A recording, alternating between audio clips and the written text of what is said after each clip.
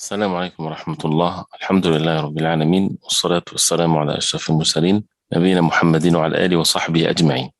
Surah Al-Jumu'ah that we just finished, just a reminder of some of the benefits that we learned from the surah.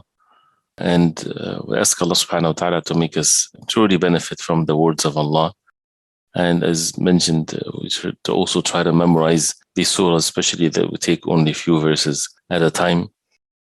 The surah is 11 verses, and it was revealed because of the ahkam and the rulings of Salatul Jumu'ah. And this is the main objective of the surah. And the mention of the Jumu'ah is at the end of the surah. So from verse number 9. And all of what's before is like an introduction to these ahkam and to these rulings, introduction to it, and at the same time, separate acts of obedience and worship to Allah subhanahu wa ta'ala to be observed. Because an introduction to something, it doesn't mean that it's only for that objective, but it's also by itself is an objective. So for example, when a person is making wudu to make salah, the wudu in itself is an act of ibadah. Right? Walking to the masjid is an act of ibadah. So all of the things that would lead the person to something is also part of the ibadah and part of the good deeds that a person would receive. So when you read the surah and you have the tasbih mentioned in it and exalting Allah subhanahu wa ta'ala, and knowing some of the names and attributes of Allah subhanahu wa ta'ala, and knowing what, with the nations before and the examples that Allah subhanahu wa ta'ala mentioned, all of these things has its effect in making the ta'zeem of the commands of Allah and how to be in state of submission to Allah, which is one of the great benefits that we learn from the surah. That if you want to be obedient to Allah and upon those who are righteous, we have to strengthen our aqeedah. We have to strengthen our aqeedah because that's what carries the person. This is what makes the person do the good deeds. And with the aqeedah, with the proper belief in Allah subhanahu wa ta'ala and the matters of unseen, believing in Allah the way we ought to believe in Allah with matters of unseen and the names and attributes of Allah and so on, believing in the hereafter, that is basically the driving force behind every action that a person do, that also has the love of Allah and so on. And then learning the rulings becomes something very easy, makes it easy for the person to do the good deeds. And as human beings, you have to work on oneself to remind constantly oneself of certain meanings to help it to do what is good. And this is a great example to this. Right? So, and even when you look at the ayat in these 11 verses, the names and attributes of Allah subhanahu wa ta'ala are mentioned.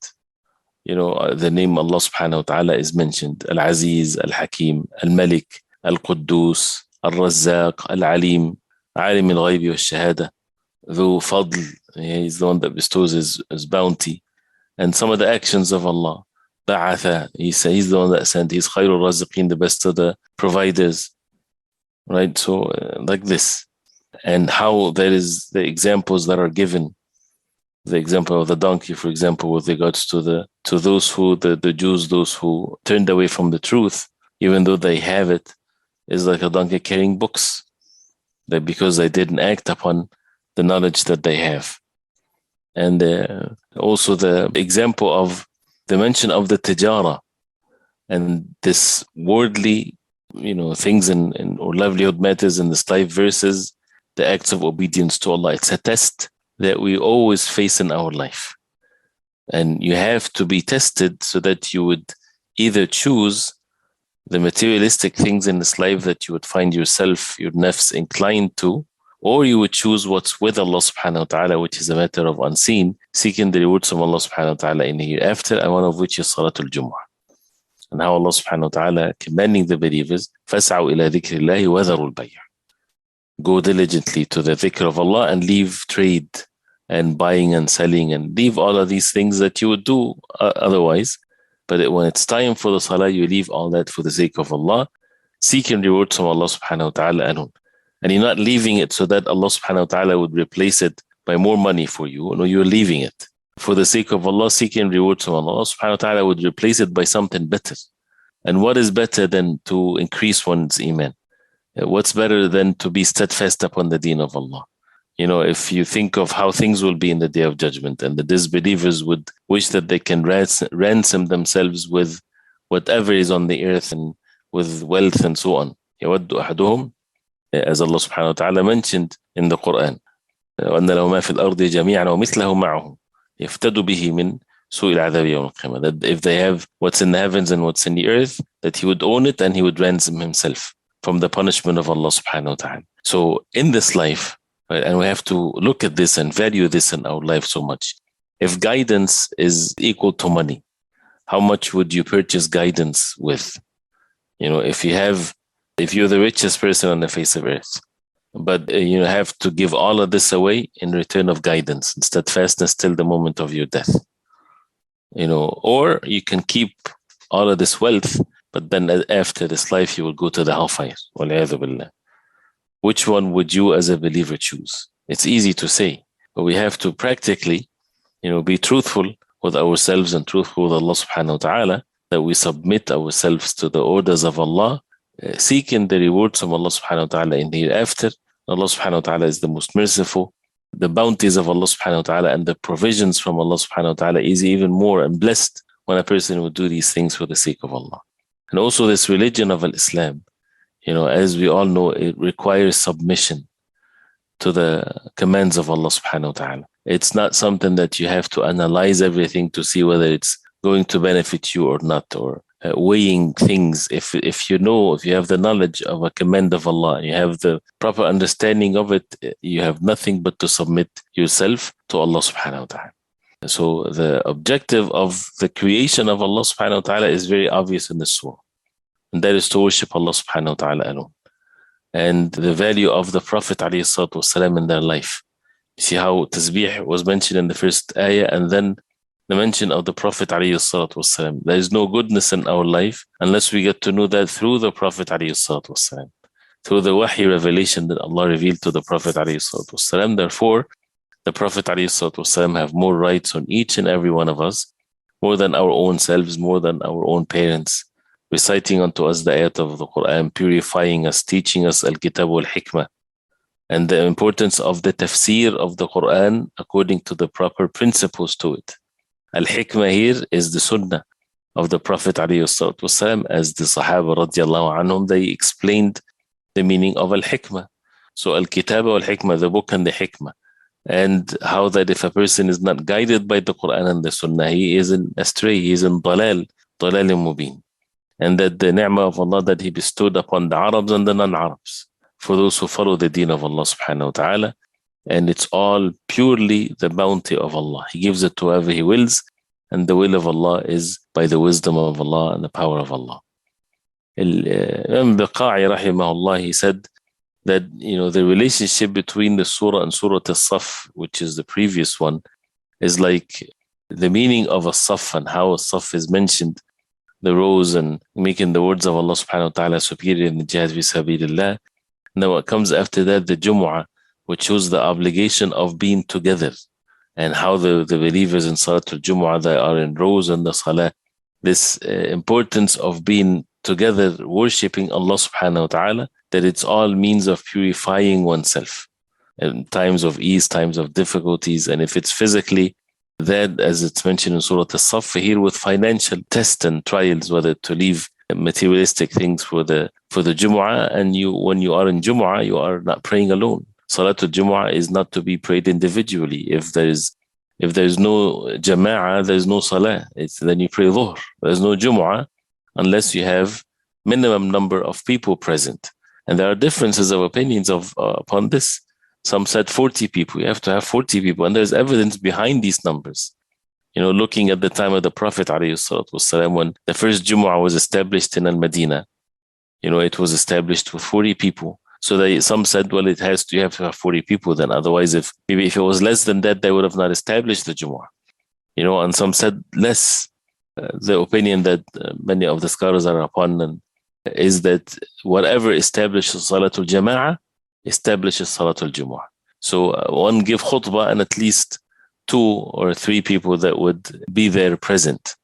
That is, Jumu'ah is mandatory for them. Say if there is only 2 people, should they give khutbah? No, according to many of the people of knowledge. Or if the person alone, should he gets on the minbar and he thinks, well, it doesn't matter, I just have to give khutbah or Jumu'ah and pray. No, it is not valid like this.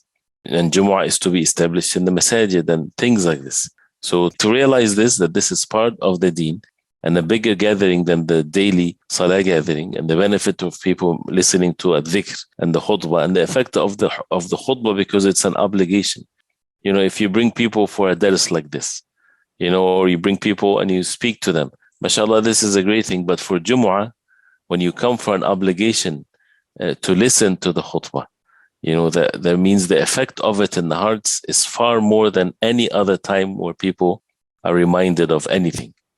And that's why the huge responsibility upon those who give khutbah, right, that they are fulfilling the obligation of the people that Allah commanded for people to give khutbah and for the people to listen, that it has to be dhikr of Allah, that it has to be according to the way of the Prophet ﷺ, that the truth is being conveyed, the Quran, the Sunnah of the Prophet ﷺ, the proper understanding of things, reminding the people, right? And that's why the ulama, may Allah have mercy upon them, when they talked about some of the things that has to be in the khutbah, otherwise the khutbah is not valid, so that it doesn't leave it for the people to talk about the weather, for example, how beautiful the weather is, or to talk about an individual here or there. There has to be an ayah of the Quran, something from the Sunnah of the Prophet ﷺ, dhikr al-Jannah wal-Nar, to mention the Jannah and the hellfire, to remind the people of the hereafter. These types of things that should be present in the khutbah, and the many different rulings that comes as a result of that. And the relationship between that and the shahadatain and the tawheed of Allah subhanahu wa ta'ala, and then how we benefit from the nations before. Because this is the final revelation from Allah, so it exposed what happened to the nations before when they received the revelation from Allah. How did they held fast to it, or they deviated away from it? And all of that is mentioned in the Quran, so that this ummah of the Prophet ﷺ protect itself from falling into what the nations before did. And the people of the book, the Jews and the Christians, are the previous nations to this ummah of the Prophet ﷺ. Also, there is the subject of al-mubahala. If people are refusing to accept the truth and then call them to the mubahala, meaning let's go to a place, all of us in the same place, and let's invoke Allah subhanahu wa ta'ala to bring his curse upon the liars. And when the Prophet ﷺ called the Jews to do that in Medina, they refused, because they know that the wrath of Allah subhanahu wa ta'ala will be upon them. And how that with all of what's in this life, everybody should return to Allah, and death is something that you can never flee from. And how is that related to establishing the Jumu'ah and making the Salah and being patient with the deen of Allah subhanahu wa ta'ala? So many great benefits and from Tawheed and Ibadah and manners, right? All of these things is you see in such a beautiful surah, and it keeps on being repeated from one surah to the other. And this is by the mercy of Allah subhanahu wa ta'ala, the miraculous nature of the Quran, that makes the benefit never cease whatsoever. So we ask Allah subhanahu wa ta'ala to make us benefit from what we heard, and to establish in us these benefits of the Tawheed, the prophethood of the Prophet ﷺ, the virtues of the Sahaba, the honor of the Al-Iman, and to follow the way of the Prophet ﷺ. These are all principles, these are subjects in our life. The warning against those who they have the book, but they don't act upon it. And how Allah subhanahu wa ta'ala gave that example of those who are upon this, to warn wrongdoing and those who wrong themselves. And how the evil crimes that the people of book committed when they would continue to be in falsehood that they're upon. And reminding ourselves and others with regards to death. And if people have life in their hearts, then that would be a deterrent factor from committing evil and concealing the truth and so on. And then you have the rulings of Jumu'ah and the obligation of Jumu'ah, and not to leave the Imam while giving the khutbah, and the forbidden of transactions from the adhan, the second adhan when the Imam is on the mimbar, and the importance of that and versus the dunya and whatever it contains. And people should fulfill the commands of Allah subhanahu wa ta'ala in the perfect way. And try to, those who are memorizing the verses every day like that, alhamdulillah, we're not memorizing a page a day. We're just maybe memorizing an ayah or two verses, right? So we've been going through the surah for weeks, a couple of weeks or a week or something like this. So alhamdulillah, if we follow that, you would find things happening in a more strong way.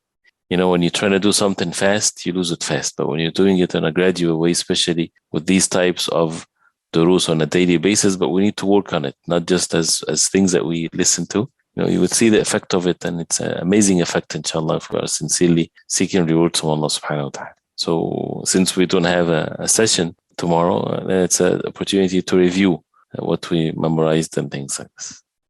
And we are in the night of Jumu'ah is coming up, and it's a virtuous night, and to make dhikr of Allah subhanahu wa ta'ala, and to prepare oneself for the day of Jumu'ah and the khutbah al-Jumu'ah. May Allah bless us and accept, inshallah. طيب بارك الله فيكم وصلى الله وسلم وبارك على محمد وصحبه وسلم والسلام عليكم ورحمة الله.